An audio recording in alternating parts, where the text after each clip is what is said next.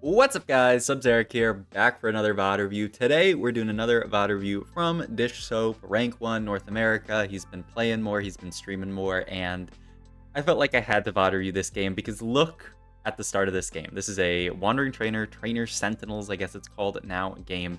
And look at our Wandering Trainer, Sniper, Dryad, and Heavenly here. These are three traits that basically have no overlap whatsoever. This is a spot where you can look at this and say, this game looks pretty doomed. I am just trying to play for top 4 in this situation, but Dishsoap plays a really cool game, this game, and so I just wanted to show off this game because I thought it was beautiful how I played this game. So holding on to potentially the Faded opener, and then we also picked up a Story Weaver opener here, especially with the Garen and Shop. Dishsoap gets a ton of gold here, and ends up actually not making 10 here, which feels a little bit bad. He wanted to hold on to like the Teemo and stuff, but got like a little bit dizzy just because, you know, you get this dropped at the last second. I believe the correct play here is actually to make 10, and Dishsoap said like he should have made 10. He was just kind of like trying to figure out what he wanted to sell here, because obviously like you want to hold the Teemo and stuff like this. The Koboko doesn't really matter, so I think he could have just sold here, and I believe made 10. But not the end of the world. He can make 10 next round. Augment wise here, Reaper Crown is basically untakeable. Radiant Relics, it's fun at 2-1, but oftentimes it's the incorrect choice here, though at least you have a lot of different options. Wandering Trainer with already Wandering Trainer Portal has... there's some chance that you get something crazy here. What if you got another Sniper here? Then you can get 2 Sniper in for free, pretty crazy. But it has a much higher chance of just hitting some absolute garbage. So the obvious pick here is just pumping up. It's a solid augment. We don't have like the strongest early game right now, so we can just take pumping up, spike later, stage 3, stage 4, and be really strong in the late game. So yeah, I think pumping up is kind of the obvious pick here. And we're going to level 4 Story Weaver in this spot and take the green Kale. This is something that's kind of interesting, the way that Dishsoap thinks about green Kale, and I think it makes a lot of sense actually, is that, you know, in this spot we want to slam an Infinity Edge. You don't really want green Kale when you're playing Kale in the late game. With something like a Xayah and a Kai'Sa setup where you're playing around 4 trick shot, because you're very often going to be building Last Whisper in that setup. But Dishsoap knows he's just going to play Kale in the early game, so he's just going to take green Kale. It's going to be the strongest option for early game, and then late game he's going to drop out of the Kale, which makes a lot of sense. This is the Tahm Kench portal. I want to give you guys some free information here if you guys haven't watched the Leduc video. So in this portal, what this Malphite player does, I believe, one of these two players ends up standing in a spot here where they grab the orb on the way to their board. You have to figure out where your board is. Dishsoap's board is on the left here, actually. So the way for Dishsoap to actually grab this orb is he has to look.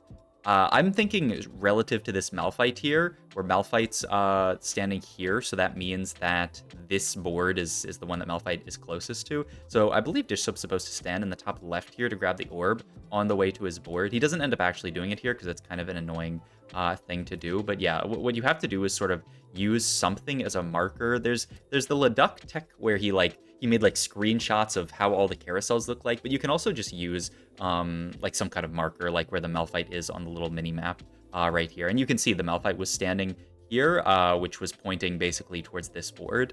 It's weird because, you know, Malphite standing in the top middle is not necessarily the top middle because the board rotates around. So you have to like rotate it in your mind. It's kind of annoying. The Leduc tech where he has like screenshots is very helpful, but also if you can just rotate the board in your mind, you can kind of figure it out. I don't know if I did the best job of explaining it, but if not, maybe people in the comments will help explain it. In any case, we had 20 gold here. That Malphite player ended up getting plus 2 gold because he got dropped 20 gold, and that 20 gold allowed him to make econ at the end of the last round. So everyone else actually lost out on 2 gold that round, which is actually like really big, especially this early into the game. Not going to be the end of the world. We're still going to make 40 here, but you know, you definitely take 2 gold for free at this phase of the game. But yeah, I mean, at this point, we're just keeping our current board here, not leveling to 5, because 1, we can make 40 gold, and 2, our board's just not really that good. We're not looking to play for a win streak in this spot. We end up actually beating the other person who took pumping up here, so now we have like a little bit of a streak starting. But yeah, I mean, we don't need to like push levels aggressively or anything like that. We get the real carousel here. Dishsoap's just going to pick up a glove. Makes perfect sense here. Glove has the highest chance of getting us to a Last Whisper later, because we've already used one of our gloves. So because of the way that item bags work, we're more likely to see a bow later than a glove later. So picking up the glove here makes it more likely that we'll achieve Last Whisper later. It's also on a 3 cost and an Aphelios, which fits very well into this board. Maybe we pick up another Faded unit, and then, you know, like we can play for Faded, which would feel really, really good here. So yeah, we're gonna hold all of these units because Dishsoap's trying right now to figure out, okay, like, what is our late game board actually going to be? He's got this idea of like, okay, maybe we play around like 2 Porcelain, maybe we can get in like a Nico for Heavenly, maybe we can just end up playing around like Vertical Dryad, because Vertical Dryad is just so strong right now, so like a 4 Dryad setup might not be bad. We pick up the Riven 2 in shop, which is really nice for helping to potentially keep a streak. Also, Zoo Nation here, this guy just went level 7. The second place guy I just saw on the right there, that is crazy. I mean, good, lucky that he's not in our pool, but my god, level 7 at 2-7, just because of all the gold that's been pumped into everyone this game from the Koboko encounter. We're going to fight a decently strong board here with a Zyra 2, the Sage +1, just allowing them to get to Zyra 2 is just so scary. So we are going to end up losing that fight. And yeah, I mean, I think you would say at this spot, 84 HP here. At least we're making 50, but you know, most of the lobby's making 50 here. No streak of any sort and a really awkward trainer. I think most people would see this game and say like, okay, we're probably already moving towards a bot 4 in this spot. We are hoping that we can just eke out like a 5th in this game. We get a gold orb with just 9 gold in it, really allows us to hold on to the Soraka, which is kind of nice, and we can just pre-level up to level 6 here. So the upside is that we're rich. We do pick up a bow, like I was talking about, more... Actually, yeah, more likely that we'll see bows later than gloves, so it made sense to pick up the glove. If we'd picked up a bow off carousel, we'd be in this really awkward spot here where we'd have bow, but because we picked up the glove, because it was more likely for us to find a bow, we found the Last Whisper, and now we have an open bow, which is fantastic. This can be like a Gwynsu for our eventual Ashe, which, you know, seems like the likely carry from this position. And yeah, we're going to lose to this guy who's carrying a Kog'Maw and a Senna here. Not the best. Augment-wise here, these 3 augments are basically untakeable. Recombobb doesn't do anything here. We have no 4-cost high rolls in this spot. We don't have really meaningful 2-stars. Ban of Thieves is a fantastic augment, and the other 2 are just pretty bad. So Ban of Thieves is free here. It's also really nice onto this Riven 2 right now. She uses a lot of the items well. And yeah, we can actually just early level 7 in this spot. We still get to make 30 gold. If we wanted to sell some of our stuff, we could even make like 40 gold, but we want to hold on to stuff like the Soraka pair.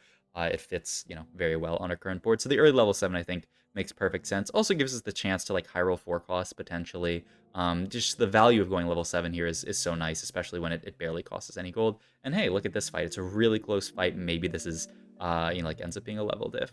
I will say, you know, Dishsoap, you can't do well in TFT without having some stuff go your way. We do pick up a Xayah and it's actually ends up being a Rakan here for 3 Ultras. We do pick up a Xayah here. Now, the question when we start finding things like this Xayah Rakan is like, okay, how are we fitting this on our board? So much of this game, I would say, is just like trying to figure out, okay, like how are we fitting these units? Like what is... Like, Rakan obviously goes on our board, but what are we cutting? Because there's so many things you could add onto this board. You know, we have a Diana in shop, we have this Nico right now, we have this Annie that we're also holding. There's so many things that we could end up fitting here.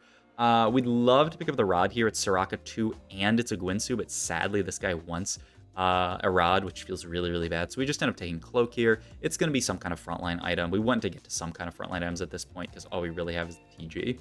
Speaking of hitting some crazy stuff on level 7, we also pick up an Irelia here. Question now becomes, okay, how do we fit Irelia on this board? Do we fit Ashe on this board? It's pretty reasonable to just cut the Garen here, but now our front line looks kind of like a pile of garbage, but hopefully it'll be okay. You know, hopefully this front line will be enough. Rakan doing damage reduction is nice. But yeah, I mean, the Irelia is definitely nice on this board. We already have the Last Whisper, so the armor shred part from Irelia isn't that big, but just like 1200 damage on a random Irelia is not bad at all. We can sell off the Garen here, make 50 gold, and yeah, we're actually starting to, you know, build our econ back. We're building a streak here because we've picked up these 5 costs that we can play around. We're playing this really weird board. I don't think I've ever seen somebody play this board on stage 3, mostly because you have to hit Rakan and an Irelia, but Dishsoap's put together a really nice board. He keeps the Teemo in because he wants to play the Rakan on the board and he needs Trick Shot for his Sivir. He also likes having Dryad in here so he can start stacking it up for the potential late game Dryad, and it's also Bruiser with the Riven. So like the board kind of all fits together. We fight this guy who broke our streak earlier in the game and we end up beating him, which feels really, really good here. So we're on a 4 streak here, and And, you know, we checked in at the end of stage 2. Our spot looked pretty doomed. Checking back in now, the spot's looking a lot better. We're 76 HP. We had a ton of gold to work with, though the entire lobby's going to have a ton of gold to work with. The big question is how our level 8 is going to look. We have this Annie pair as well that we found just because we're level 7 so early. We found so many things from being 7 early, which is fantastic for us. We actually pick up the Gwinsu here, which is also really, really nice. And we're going to roll. We're going to roll on 8 kind of a lot. This is something that I talked about in the last VOD, is that in this meta right now, 4 costs are just king. 4 costs are so strong right now that it's just kind of impossible for you to not roll on 8 in a spot like this. So we're going to build an adaptive helm here. The other slam potentially was Redemption, but I think Dishsoap just likes the adaptive helm better as just a standalone item. Redemption as its own, as just an item, doesn't really do that much. So he just wants an item that's going to do something. And, you know, he even makes the Alawi2, who doesn't really fit that well into this board here, but, you know, she is frontline. We get Working Out with Set makes you bigger here, 76 HP win streak here. And the question is, what is our augment going to look like here? Comet Caster is a fantastic pickup, so we just immediately take that. And yeah, we're continuing to roll here, like I said, just because rolling is so important in spots like this. We pick up the Annie too, which is fantastic. She can come in as slightly better frontline. Keep the Alawi2 in just because Alawi2 is Alawi2. For now, yeah, I was kind of surprised about the Alawi2. Okay, we cut the Alawi2, get the Lee Sin in, who fits decently as a duelist for Irelia and as Dragon Lord. And hey, we got the... If we had Stand United here, our Stand United value would go crazy. Sadly, we didn't get offered it, but still, a pretty strong board. We are going to end up fighting somebody who's got a Xayah 1 as their carry, but we even beat that, man, which is huge. This is the guy who went level 7 so early, and he's level 8, 0 gold now. The other nice thing about Dishsoap rolling in spots like these is he rolls, but he rolls slowly. He considers every option, and he doesn't roll it to 0 here. You see, we're still making econ. We're still making 20 the last round. We pick up now a Nautilus pair and a Lee Sin pair. I think even in this spot, someone as good as Dishsoap is starting to get like a little dizzy. He's like, okay, what am I doing here? Like, I want to fit all these units, but I'm not hitting any obvious 2 stars. But still, the board looks good. We beat a really, really strong Cinder setup. We end up cutting the Wukong so that we can hold on to this Nautilus here. And yeah, Dishsoap's still just trying to build out the board, trying to figure out what we're going to play around here. We want to finish the item on Annie here. Warmogs is fine. I mean, Warmogs would be great because we could pick up that Azir as well. But we're just going to end up having to take Redemption here, which is another fantastic option. Probably a better option, though it's not attached to an Azir, sadly, but great option onto Annie here. So make the Redemption here. We pick up Nautilus, which can easily come in over that random ribbon that we cut. And now we're going to start pivoting into the actual Ashe version of the board. We want to play a Mumu on the board. And yeah, the main question is what the last in is here. I believe Dishsoap ends up getting in Lee Sin next round. He wanted to get it in this round, but he just couldn't figure out the entire board, which, I mean, makes sense. This is such a dizzying spot, I would say. And still, we're doing very well in it. 76 HP and win streaking. And the game is looking really, really good. Now that we've hit some of these upgrades, we can fit the Lee Sin onto our board. We have the Annie 2 and the Nautilus 2 to provide frontline. We have the Ashe as a solid carry with these items, and Ashe 1 is a huge source of damage on boards like these. If you have a solid frontline, Ashe 1 can do a lot of work. Sadly, we fight this guy who has Porcelain +1 and a Porcelain Spat here and an Ashe 2. So this is going to be a really rough fight. This fight's actually insanely close. If our Ashe could just get one more cast off, we could probably win this fight. We just barely end up losing it, though, so we lose our streak, which is really sad. But still, 50 gold. 50 gold, level 8 here, 65 HP. The spot looks really, really good. Pick up a Wukong here who can fit in as just another Heavenly unit. We don't have any Sage in right now, which would be kind of nice, though it's not like the end of the world. We don't really need the AP that much onto somebody like the Ashe. So, you know, this is a fine addition onto the board. And yeah, we just have to figure out what items we're building next.